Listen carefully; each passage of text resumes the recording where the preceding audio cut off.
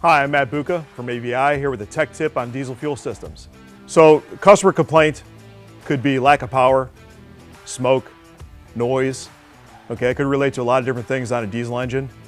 Okay, don't forget about fuel quality. You know, fuel quality is where it all starts.